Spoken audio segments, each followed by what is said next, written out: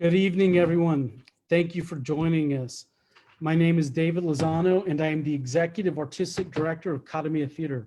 And I am proud to co-present this Q&A, New Policies to Support the Protest, Breaking Down the Budget, with the newly announced BIPOC Arts Coalition founded by 𝘗𝘓𝘣𝘂 and our sister company, Soul Rep Theater, Teatro Dallas, and the Bishop Arts Theater Center.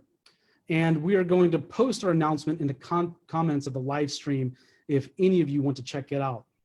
Our coalition provides a vision and a platform for BIPOC artists and arts organizations that work with BIPOC communities, BIPOC meaning Black, Indigenous, and people of color.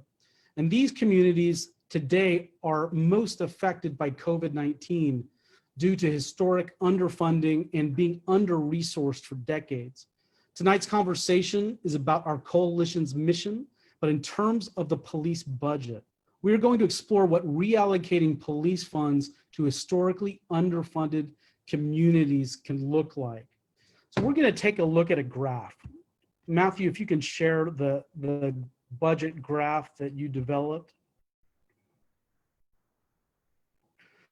So what we're looking at here is are the budget figures from this current fiscal year 2019 and 2020. So we're looking at the Dallas Police Department that was allocated $516,967,195, over $500 million. And then let's look at the other departments.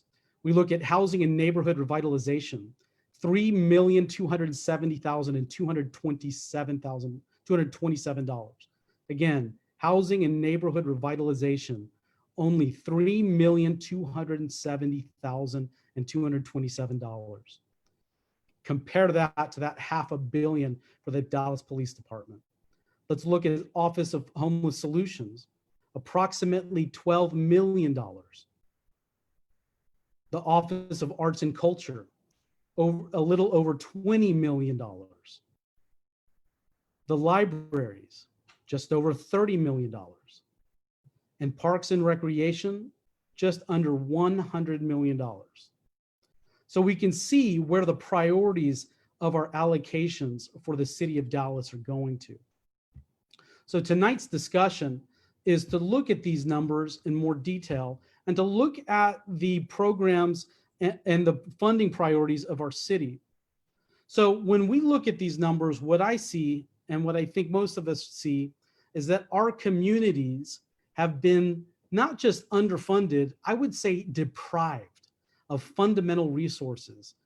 And I would not, again, say just historically underfunded. I would say we have been deprived, and we've been depriving our communities in need. And so in this context, we're going to talk with local and national leaders tonight in tackling these very problems.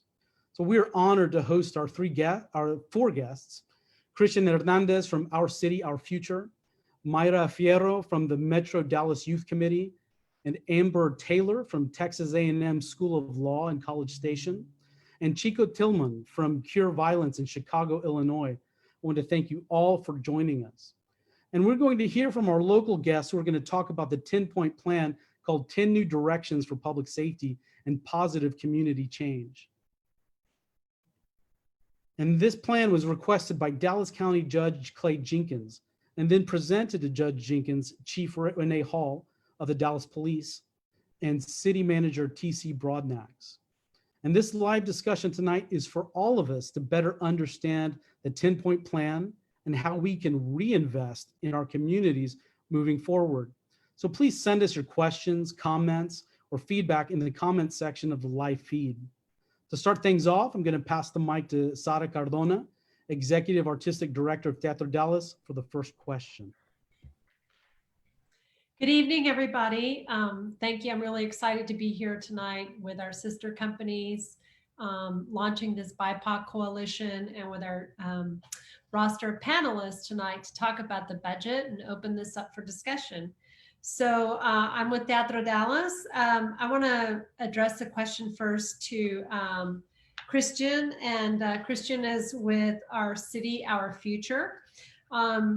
they are one of the 11 co-signers of our 10 new directions, which I believe is going to be put into our comments field so that viewers can see that and download that.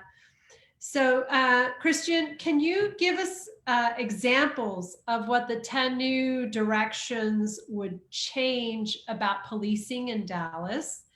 And what is behind the general approach to reallocating these police funds back into our communities to address this issue of being deprived of essential services, as David had addressed?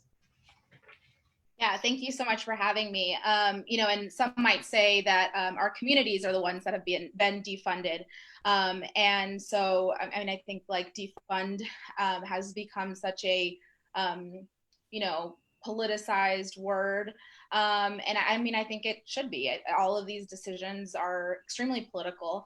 And the basis for the 10-point plan was really a conglomeration of like decades and decades of work, not just you know, myself. I consider myself a humble partner in all of this, being relatively new to this type of work, but you know, definitely building off the expertise and lived experiences of you know, community members, but also groups like Mothers Against Police Brutality, and you know, a bunch of the co-authors of this just have this breadth of information that they've gathered from, you know, being involved in the community. And so, you know, I was able to bring in what I knew from my experiences, particularly in the realm of immigration, but really this came together because of the uprisings that occurred, obviously, because of the public lynching of George Floyd, and I think it was long overdue.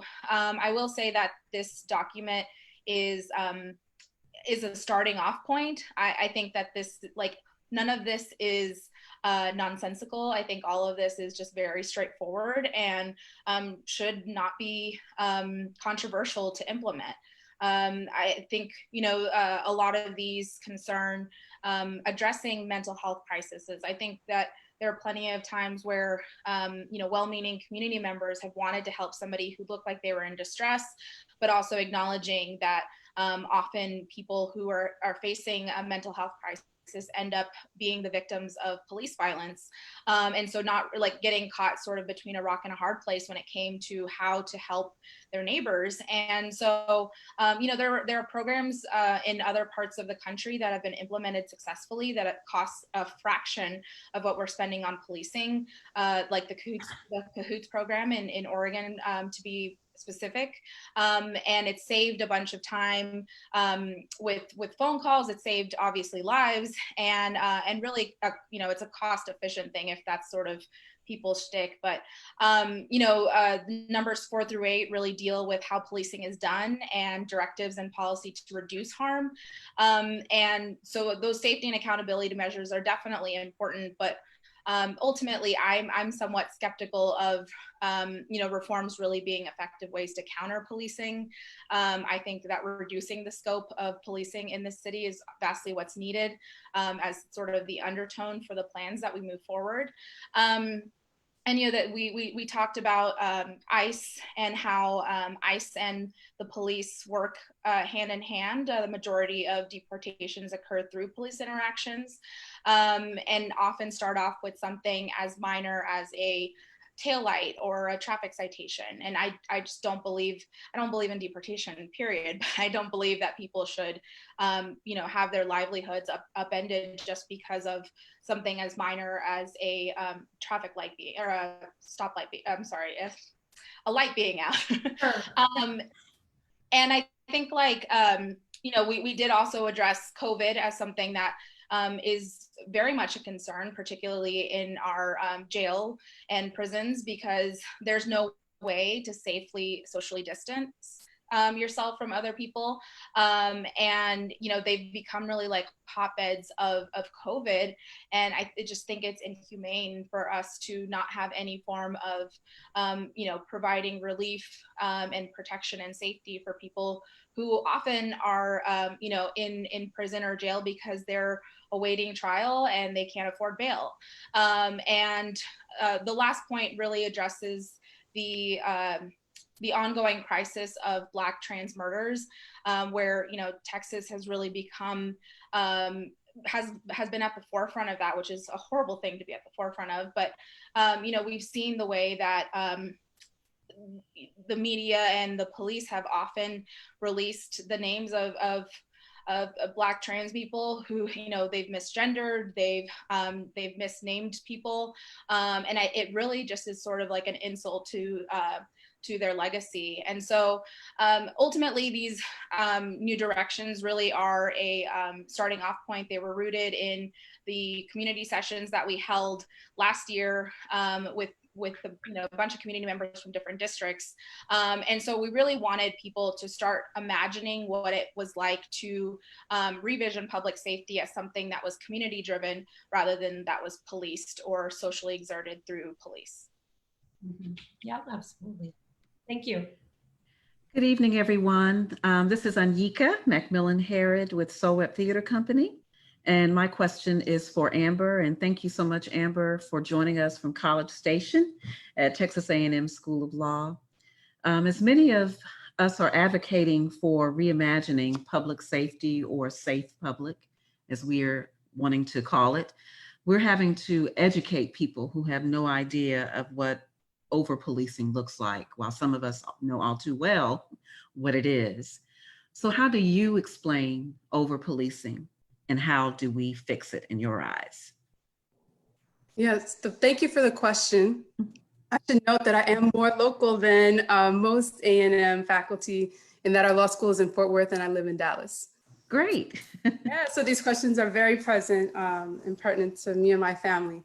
I think of over-policing broadly as not just a literal police presence within communities, but the inundation of criminal law in the daily life of many communities. I appreciate you acknowledging that that's not everyone's experience. And I think that that's an important point. You know, I do teach students and work with adults who really have not had negative, extremely, excessively negative interactions with police officers. But I've also done presentations in high schools where, when asked how many students have been stopped by a police officer, the majority of students raise their hands. So we have very disparate experiences of policing in this country. I think that the, over-policing within communities is not just a danger because people are, have interactions with criminal legal systems that then have consequences for the rest of their lives, but also because it affects, your daily experience, your right to walk in the streets freely without being stopped, without being fearful of not presenting well.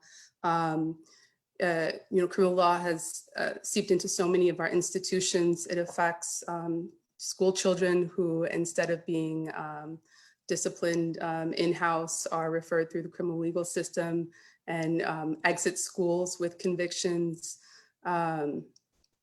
There's just so many factions of society that rely on criminal legal interventions, and specifically within many of our Black and Brown communities. I also think of over-policing as in tandem with over-criminalization. So as we expand the amount of things that are considered a crime, as we begin to regulate public order or maintain order, hierarchies of order through criminal law, that expansion, that creation of more and more things that are a crime. Kristian mentioned traffic offenses, having a taillight that's out. That expansion really creates the opportunity for discretionary decisions about who's going to be pulled into the criminal legal system and who will not be, right? So if you have all of these laws, we've overcriminalized, we've created all of these different forms of misdemeanors or offenses. So to the point that, all of us have been, or at some point in time will have violated them, then really who's being pulled into the system is a matter of who the police, see as people who are suspicious based on their own biases, people who they want to investigate, people who will or will not have complaints lodged about their violation of criminal rights, will or will not have those complaints heard. And so the expansion of our criminal laws through overcriminalization, I think also affects over-policing and the disproportionate sort of effects, negative effects of criminal law on Black and Brown communities. Thank you so much.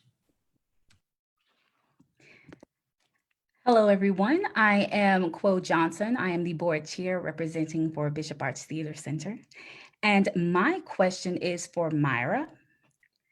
And Mayra, we're so happy to have you, even just being an absolute fan of your work, your wisdom, your passion. And so for you, you are an active leader in Metro Dallas Youth Committee. Can you tell us about your personal experiences and how your personal experiences led you to the work that you do today? Yeah, I became homeless at 17 after coming out to my parents. At 17, I was not your typical teenager. I graduated high school at 16 from Townview Law Magnet and had already completed several internships while there. And though I had the job experience and the degree, the high school diploma, I still found it difficult to become self-sufficient because of my age. One of my first experiences was applying for a job as a teller, and the only reason that I didn't get the job is because you have to be 18 to handle money. It was shortly after getting married, about 7 years later, that I became aware of a Sunday school lesson that was being crashed by local youth who didn't have a safe space to be at on Sunday mornings. It was then that I realized that they are me and I am them. And I began to research the available services and resources available to those who lack stable housing in Dallas. Today, I am co-chair of the Metro Dallas Youth Committee, which is a coalition of youth shelters and service providers working to end youth homelessness. I exist as a person with lived experience who in a way fell through the cracks in the system. I have never obtained services or support from youth agencies in the city because I was never aware of their existence. Thank you so much for sharing even your powerful story and your experiences and just the growth from it. Just as a follow-up, how does over-policing affect homeless youth? And what kind of support do you believe is needed from the city of Dallas in this? And then what kind of funds do you feel we need from the city to achieve that support? So over-policing affects homeless youth in the form of things like the runaway law. It is considered a crime to run away, and we are criminalizing youth who are often running away from abuse and neglect. This is one of the reasons that I advocated last year against the reinstatement of a lapsed curfew ordinance. And I got to see the city council rush to reinstate it rather than explore alternatives. Alternatives that I had proposed, such as using the citation data for the curfews and being able to set up spots to provide outreach in those zones to be able to connect youth with the resources that they need. Budgets are personally not a strength of mine, but I do believe in using a lot of the existing resources. I know that we have rec centers throughout the city. I think it would be really cool to just go ahead and open them up 24/7 and have engaging youth program available to youth. And of course, put the necessary adults who can provide the interventions, find out literally why a young person is out at 2 o'clock in the morning, because usually there's a cause. Thank you so much for sharing.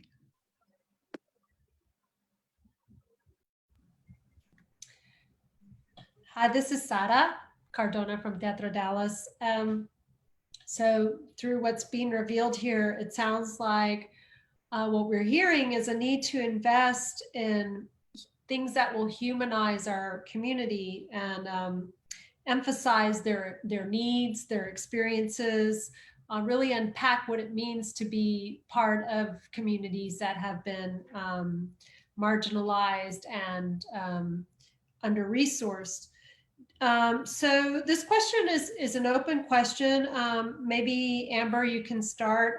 Are we, by over-investing in policing, dehumanizing our communities?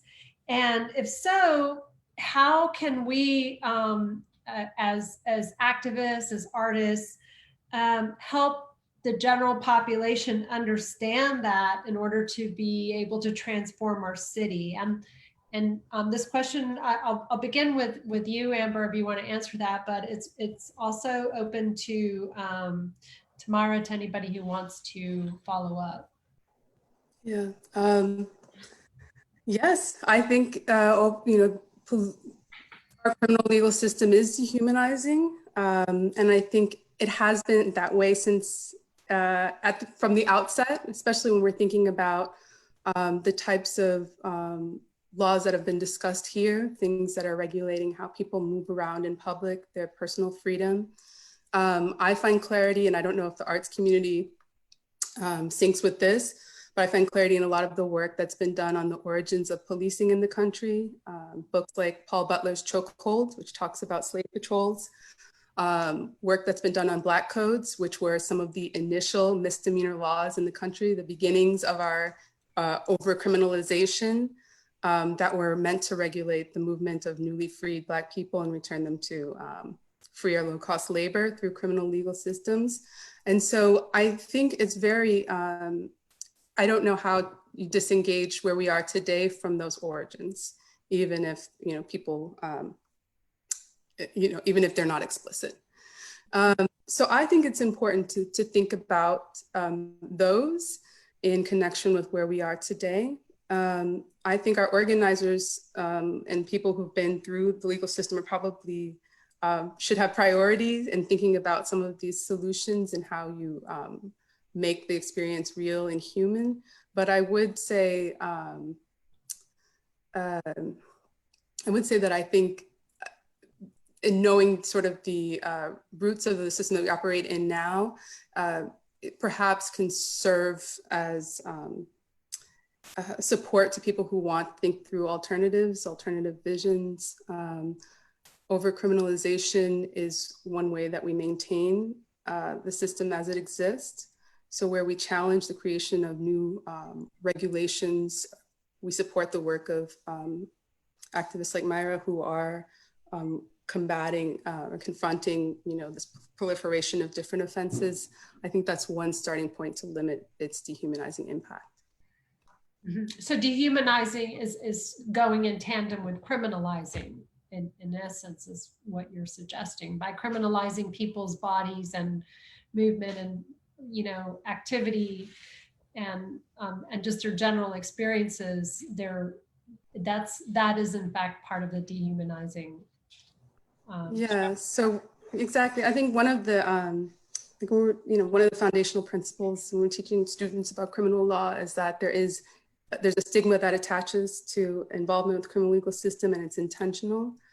And I think that stigma has, manifests in ways that is dehumanizing, but also just the institutions that we rely upon from their outset have emanated out of some of the most dehumanizing moments in our history. And so are still, I think there are ties that are still present today. Thank you.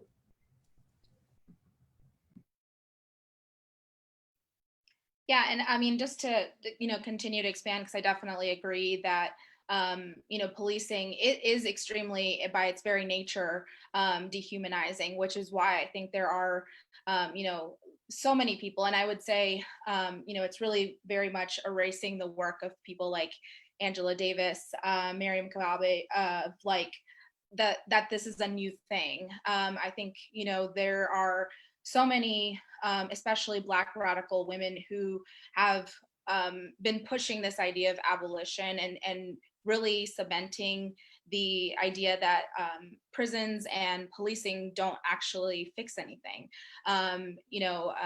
Angela Davis talks about how prisons just disappear people, they disappear problems.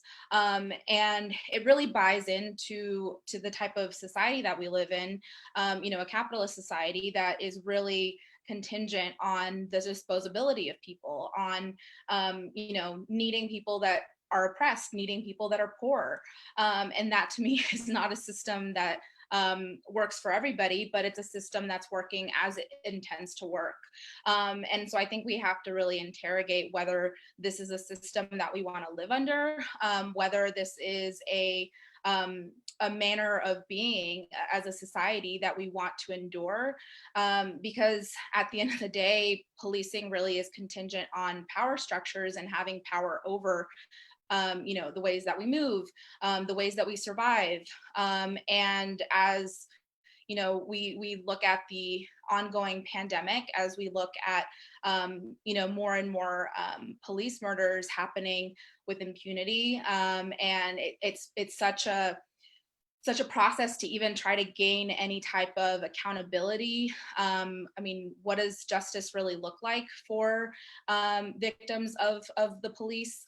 And so I think we really have to come down to understanding like where policing really is always going to side with people in power. It's always going to side to protect capital.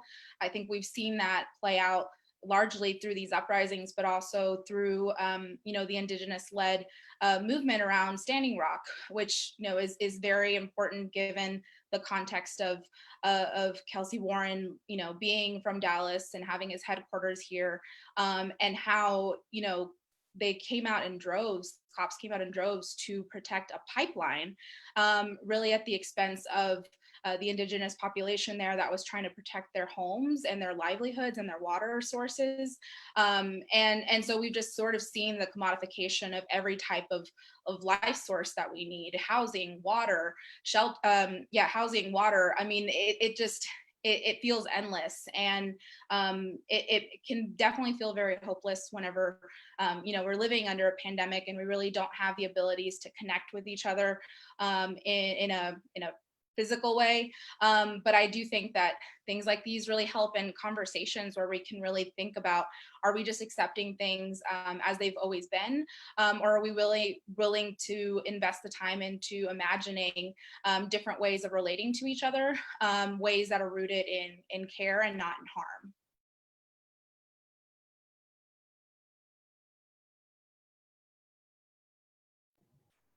So this is David with 𝘗𝘓𝘣𝘐 Theater. And I wanted to ask a question, because Kristian, what you're talking about is becoming more and more clear as we observe policing, which is that policing is going to protect the powerful and protect capital. And so it makes me think about the proposition that Mayra was talking about, was why can't we have at least some recreation centers open 24 hours? And again, I can imagine that city officials or council could say, well, it's a financial limitation. But do you think it's a financial limitation, or do you think that there's another kind of implicit agreement going on here? Yeah, I'm always of the opinion of like, who says we can't? And either we live in a democracy or we don't. And so I think when we think about the fact that, the policing is sourced from the general fund, which is property taxes, and a sales tax, like these are all things that we are essentially funded, right? This is publicly funded. We are paying the salaries of the police officers that many of us are afraid of all the time and don't actually make us feel safe. So we're paying for our own terror, and which I find completely unjust. And I think there are plenty of arguments to be made. Oh, well, we need these police officers. We need this money. We have to give raises. There's plenty of reasons why. And honestly, a lot of it is because, if I don't know if any of y'all have looked into the budget proposals, but they're extremely lengthy, like 600 plus pages, that talks about the different priorities of the city, and has different names for each of those things: human and social needs, obviously public safety, which is where the police and the fire department fall under. But their budget has gone up year after year after year, and I think it's worth asking ourselves whether there's with the constant increase of the police budget, are they actually fixing the problems that we think that they are, or are they only serving certain sectors of the city? Are they only serving certain populations? Are they actually upholding white supremacy as an institution because of the nature of policing? Because we've seen that policing disproportionately affects people of color. I think what Mayra was referencing earlier with the juvenile curfew, we had the numbers, we had the data to show that, this was criminalizing particularly Latino youth in my district 6. And despite all of that overwhelming data, very few of the council people were willing to say, oh, okay, well then maybe we should reconsider it. And that to me showed like, where is there actually an allegiance to? And I think that part of the problem is that we have the police have a union, the Dallas Police Association, that is very heavily entrenched in the politics of the decisions that city council makes concerning the budget.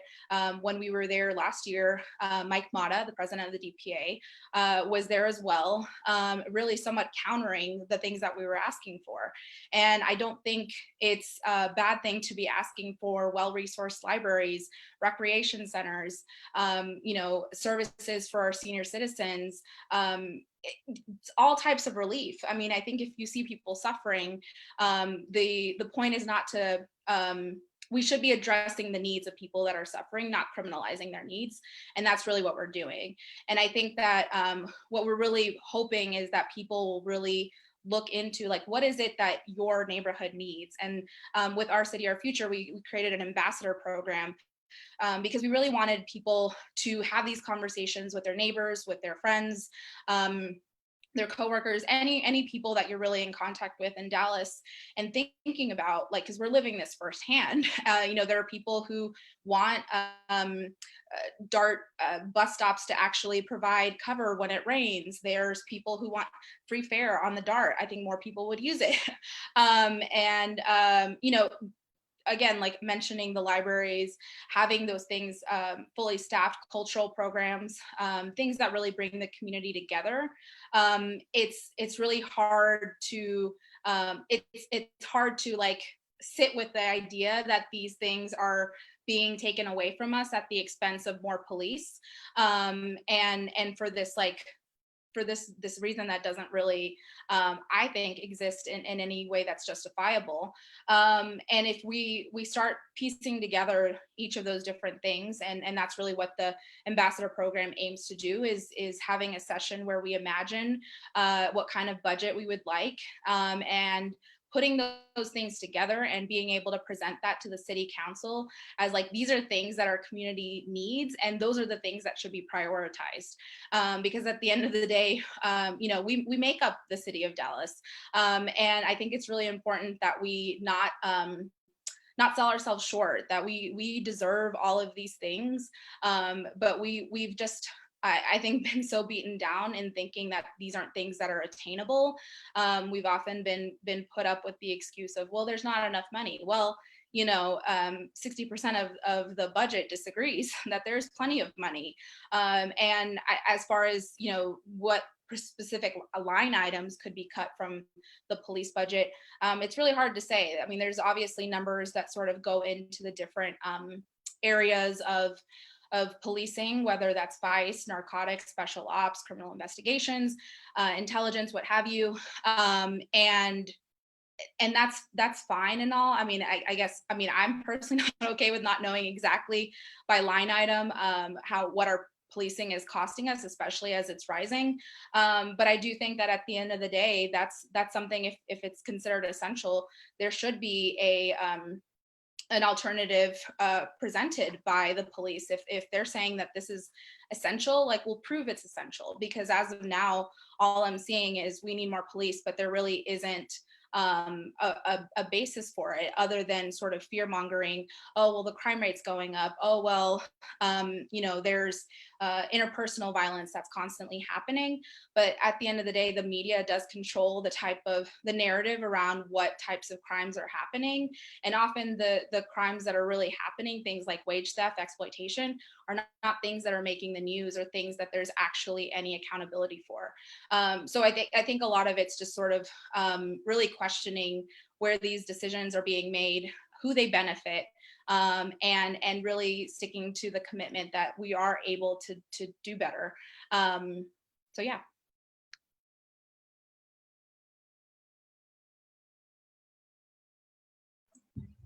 I'd like to add something to that.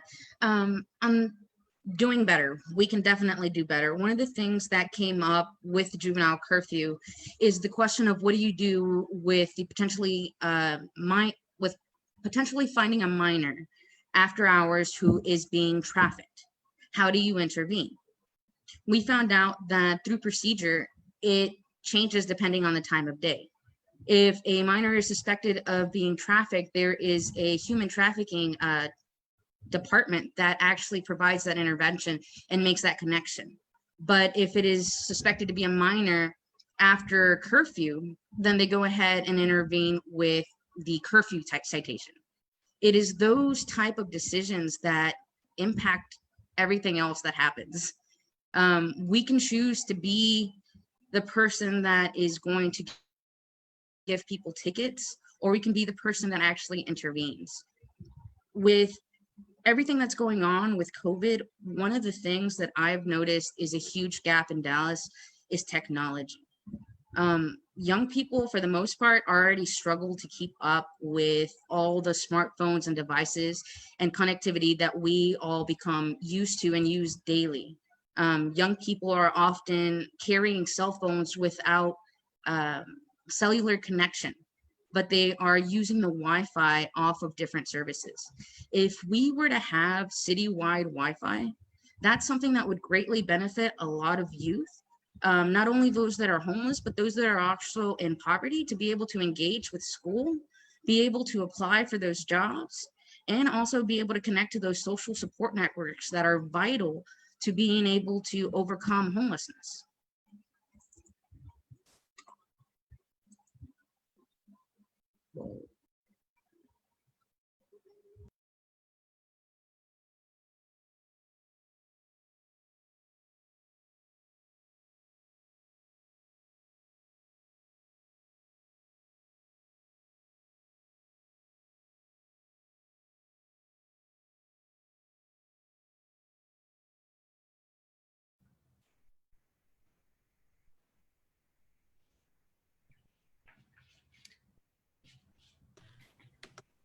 I'm sorry, I had problems with my connection. Hello again, everyone. I have a question, another one for Amber. In what ways, Amber, do you see how our city can show the money, quote unquote, by putting its citizens and its people first? In fact, where would you put the money? And then anyone else can chime in. This is my queen for a day question. Yes. Yeah.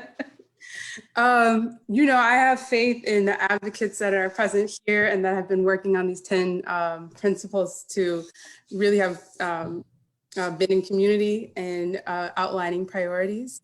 But I do think, and I also think that in talking about how over-policing and criminalization has impacted our communities, there's been a loss, there's been a theft. We started the conversation with talking about, sectors of our community that have been, I guess there's been divestment or lack of funding. Just the operation of criminal law has either removed people permanently, drawn fines and fees from people, impacted employment and other opportunities at advancement and reaching potential. And so when I think about what has happened, I also think about accountability through funding towards repairing some of the harms that have occurred. So that's a part of, I suppose, my vision for what comes after decriminalization is also this acknowledgement and return. which I do think is captured in many of the principles that we're discussing today. Great. Does anyone else want to chime in on that? My next question then is for Kristian. Kristian, what are your thoughts on requesting innovation in a shared process with citizens in our city tackling this budget that will ensure a safe public? For example, establishing like a citizens review board model to create the budget. And then if the other guests will chime in on this too, please. Sure. Yeah. I mean, I definitely am in favor of it. I think democracy in its actuality is beautiful. And I think we need to trust that people know what's best and people know what needs they have. I'm always a little obviously wary of task forces versus say like actually having the community weigh in. I do think that, obviously there are budget meetings, but how is the city working to make those accessible to working class people? Is there childcare available? Are these happening during the times when people can get to them? Is there does it have they taken into consideration people with disabilities and making sure their needs are met in order to attend? Because what I've found is that often going to these types of city meetings, you end up finding people who are just concerned with keeping things the same, who are heavily invested in more police and protecting their property, and aren't really looking out for the needs of the community at large. And so it becomes this notion of an agenda of the few versus the many.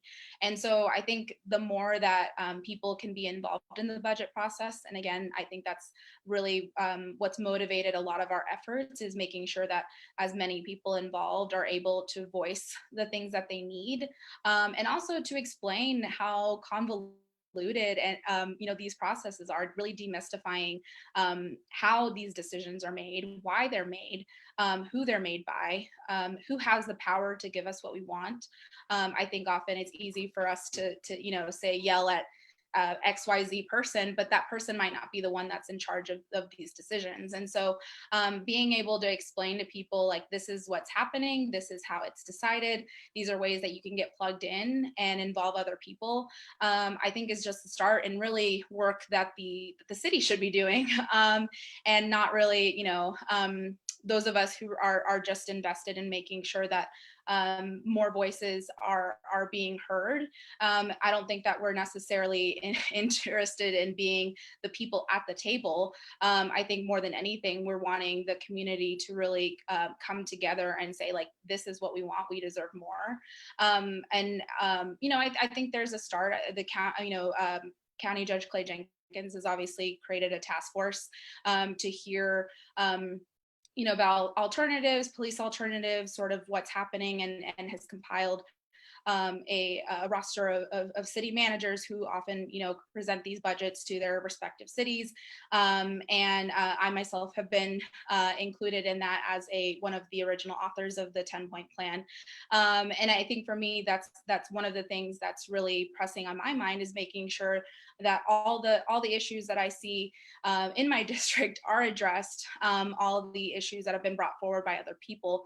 But ultimately, I want to get to the point where people feel comfortable bringing up their concerns without fear of retribution or ridicule, or because often it can be really shameful to not know what you're supposed to be doing and not know how to like speak up for yourself in a way. And I think that a lot of these spaces are really intimidating. I know I feel very intimidating going into places to speak out, but it's necessary work.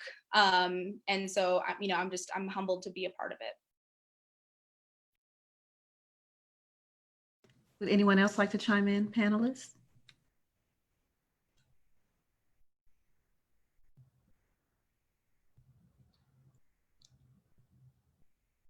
So Anika, can we shift for a moment? Of course. I think because we've been hearing from the panelists about multiple issues related to humanizing the needs of our communities, addressing some creative ways to rethink situations in which, rather than criminalizing people's behavior, we think about the needs that they have. We've been throwing around these two terms, public safety, safe public, and I just wanted to kind of address that and then kind of pivot to where the arts fall into that, since we have a new coalition. So public safety has traditionally been a police term to discuss their activities in terms of public spaces and policing in public spaces, theoretically to protect the public from crime. And we've pivoted to use this term safe public because a safe public, to be safe means to have housing, it means to have shelter, food, necessities. It means to be cared for, to have the things that humanize us, mental health issues, wellness.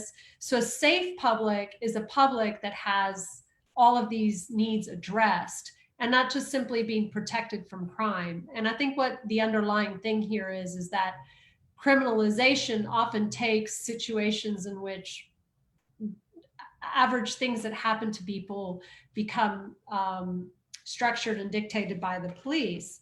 So in talking about a safe public, I'd like to address this actually to the arts groups here. We have this new coalition that we established, and our platform is in the comments. So if people want to read about why and why we've come together and what our platform is about, they're there.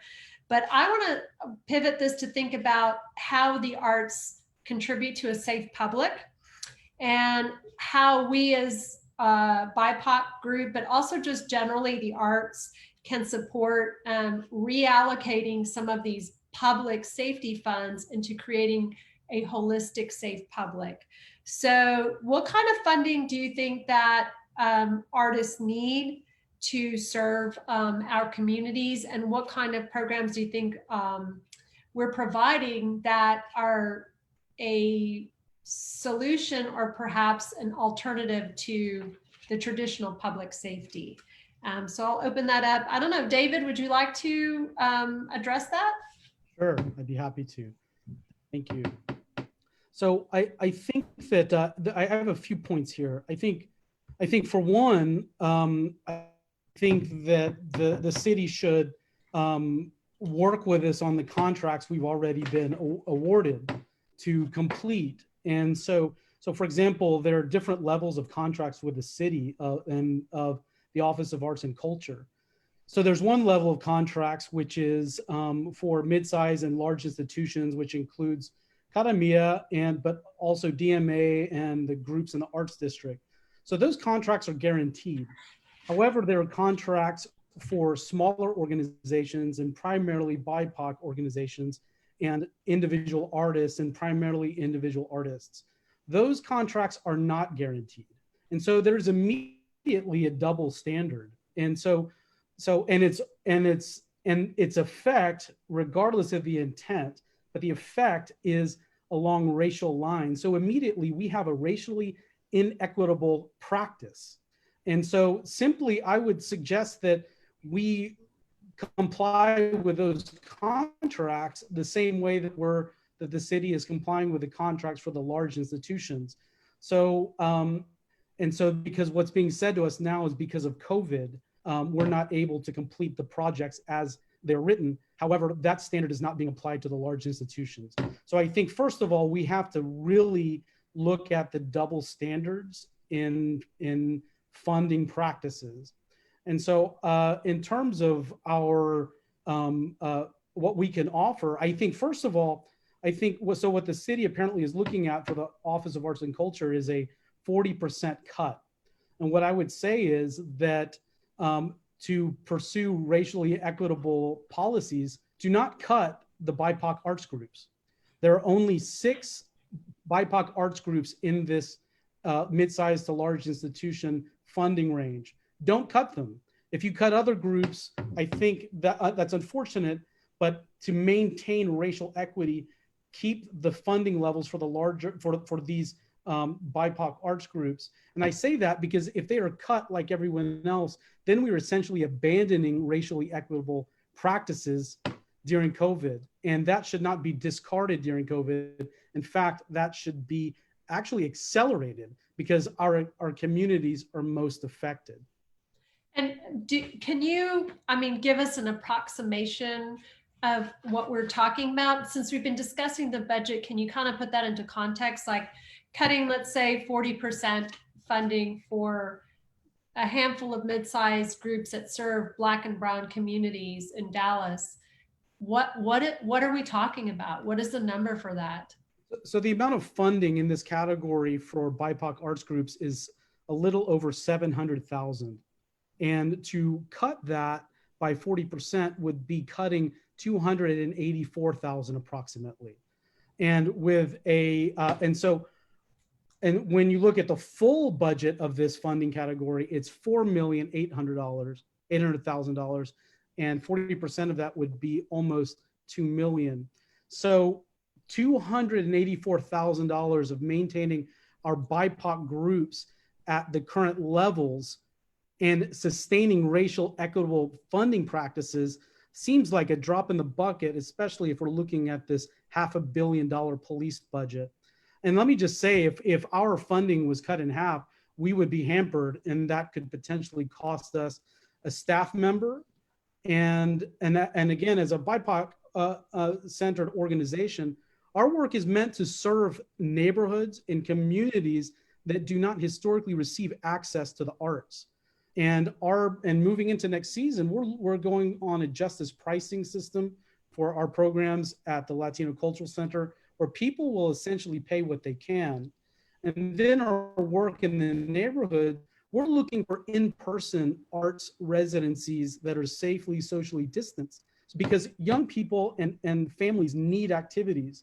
And so we're looking to create drum circles, collaborative sculptural projects, processions to activate communities. So if we lose that funding for next fiscal year, we lose our ability to implement those kinds of programs. So, okay, so this question is directed to 𝘋𝘪 at Bishop Arts Theater Center. So we're talking about a savings of $300,000. What kind of services are going to get impacted for your organization? And could you just share with people what it is that we're doing? Because I think when we're considering the budget, we're talking about, defunding the police. In people's minds, defunding means like you're taking away the police department, but we may be talking about $300,000 might buy you some equipment at the police department. But what we're really saying is, we're comparing here. You saved the money here, but what are we losing? What is it that Bishop Arts Theater offers to the community? Tell us a little bit about what it is that you're doing, and how would you be impacted? Thank you. I think it's such a beautiful way to kind of phrase and to provide perspective for that question and what funding actually does. For us as an arts organization, we are a part of the lifeline of the community. So it is absolutely important that we are able to support our community, even as we had to respond to COVID. That shift that was necessary, we didn't have time to choose whether or not we were going to close our doors. So the services that we provide to the elderly and the senior community, especially those that we work with who have dementia and other disabilities and other mixed abilities, we wanted to make sure that we continued to serve them. So that shift turned into Patio Live Performances, in which we presented them with performances so that we can continue to have that engagement, so that we can continue to partner with those in our communities who matter.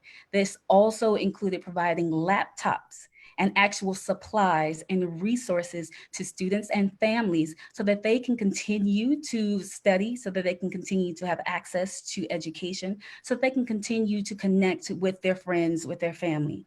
With the space that we do have in being a community partner, we treat it as being an actual member of the community. For us in the arts, we have the obligation, we have the honor to provide education, to provide benefit, to better the quality of life of those in our communities. And so in considering funding and what is cut, I'd like to kind of put on the table for people to consider what organizations are truly serving their communities, what communities are being served, and for what reasons. For us, it's because we are a part of this community and we cannot choose to no longer serve them. So it is important that, as David said, that we have equitable funding, that we look at what is fair, because we have to consider how many organizations are receiving funding because they are now serving or they are now on the social justice, the racial justice bandwagon, if you will, or attempting to do those things or speaking of doing those things when we've been doing them.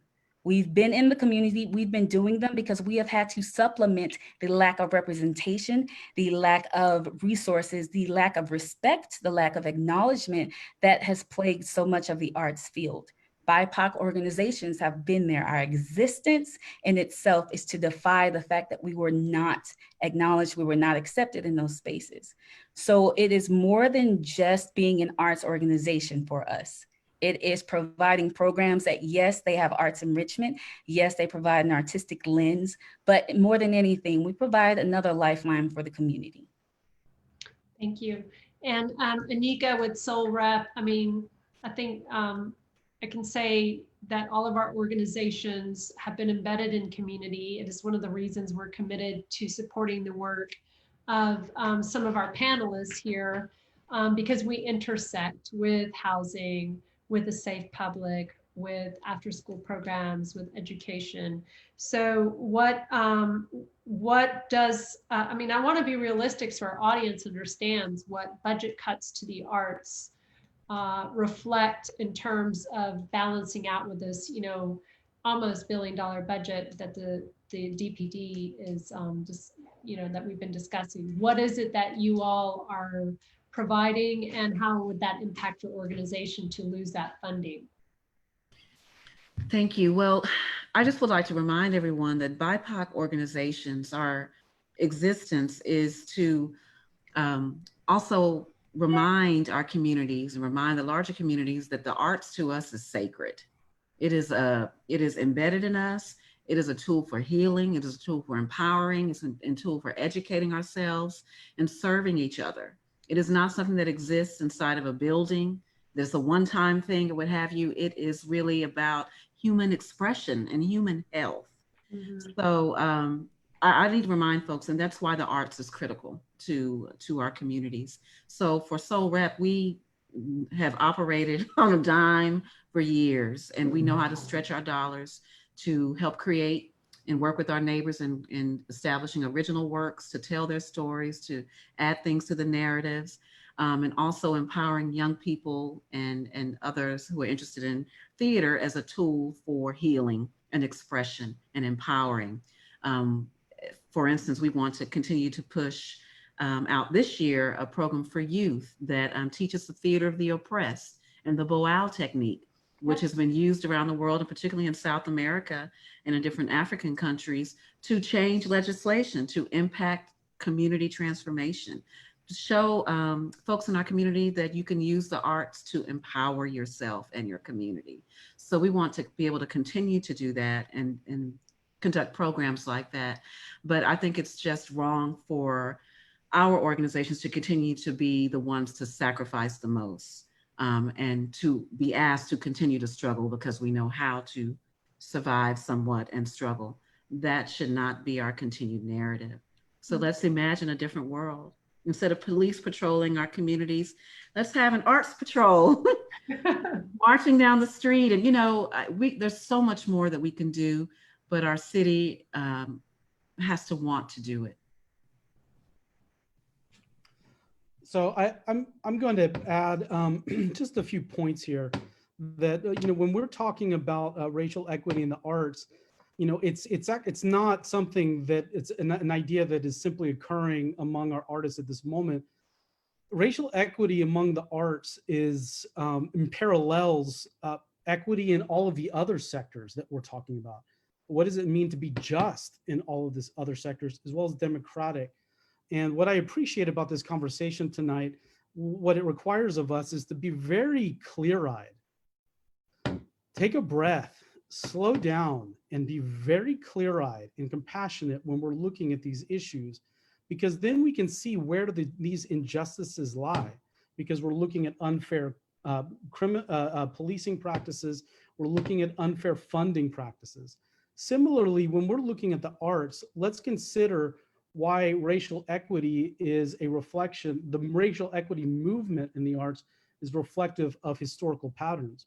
Consider Dallas. In 1959, the Dallas Theater Center was founded, and it was founded during Jim Crow. And during Jim Crow, there were not going to be any Black or brown professional theater companies that were going to be able to succeed financially like the Dallas Theater Center. But also it's important us to consider this, that the Dallas Theater Center during Jim Crow was basically set up to benefit from an accumulation of wealth based on its patrons. And because of Jim Crow laws and its ripple effect into the Latino communities, our communities were not allowed to accumulate wealth.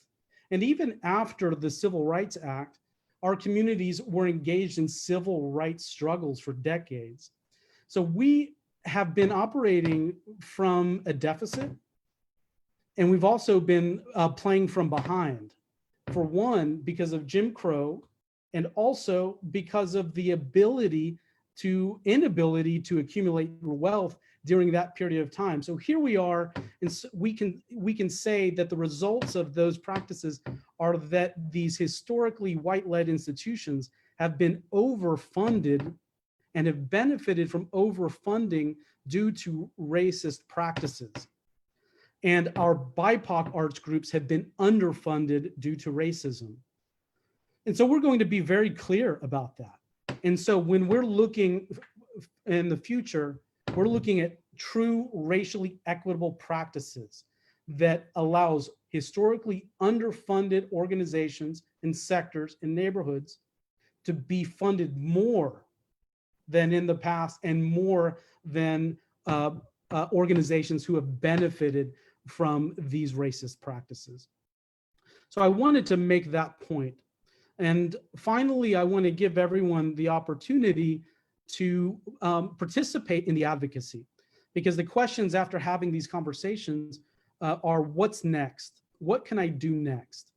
And I'll go ahead and let y'all know what's important. It's important that we all work together and we contact the mayor and Dallas City Council. So we're going to post in the comment section of the live stream a very brief action plan. And this is an action plan that we would like each of you to participate in and also share widely. It's very simple. And the instructions are going to be in the comments of the live stream. It's basically 3 steps. 1, download the 10-point plan and the 10 new directions, which if we have not, we will post in the comment section. Download that. And then 2, create your own cover letter, personalize it, and say, for example, I'm a supporter of Academia Theater, Solra, Teatro Dallas, or Bishop Arts, or I am a supporter of another sector. I'm a supporter of Metro Dallas Youth Committee or of Inclusive Communities Project. Just simply say, I'm a supporter of this organization or of a particular sector. But in this cover letter, state that I support investing in the sector of your choice. State that I support investing in the arts and I support investing in housing, homelessness solutions, libraries. Or you can say I support the platform of the BIPOC Arts Coalition. And with this cover letter, attach the 10 directions, the 10 new directions, the 10-point plan, or include the link in the letter, and send the 10 points to the mayor and all 14 council members. And I believe Matthew is going to be able to include the link that allows you to send that email to all of the council members at the same time. So it's important that everyone watching takes this very simple 3-step action plan and then tell as many people as you can. And if you want to set a goal or a standard, just commit to reaching out to 25 people to send out this very simple action plan. And this way, we're going to truly be able to let City Council know that we want to humanize our communities. We do not want to dehumanize, defund, or deprive our communities of essential human needs. We want a thriving city throughout, and not one that just benefits a few people. That is the city of Dallas of the past. We want to reimagine what Dallas can be for the future, and we can do it now. And we need to do it right away, as the city of Dallas is looking at its budget between now and September. So please coordinate with us, stay in touch with us. Let us know if you have any questions, make any comments in the comment section of the live stream, and stay connected. And we look forward to a transformed Dallas after this budget season. Thank you so much for everyone for your participation. I want to thank our panelists. I want to thank Kristian Hernandez. I want to thank Amber Baylor and Mayra Fierro, and of course, the members of the BIPOC Arts Coalition, Academy Theater, Bishop Arts Theater Center, Soul Rep, and Teatro Dallas. Thank you so much. We look forward to staying in contact. Good night.